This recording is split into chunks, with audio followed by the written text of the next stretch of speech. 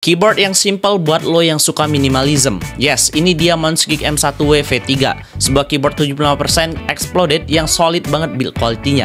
Datang dalam keadaan full beat siap pakai, udah triple connection dengan baterai sebesar 6000 mAh, desainnya minimalis, cuma ada knob dan slot USB-C, sisanya minimalis banget. Udah pakai gradient keycaps dengan profile OEM double shot side printing, pakai switch harga 5 ribuan yang enak banget out of the box, namanya Akko Piano Pro V3, pakai polycarbonate plate dan udah dilengkapi dengan 6 layer dampener, bikin typing feel-nya jadi seenak ini.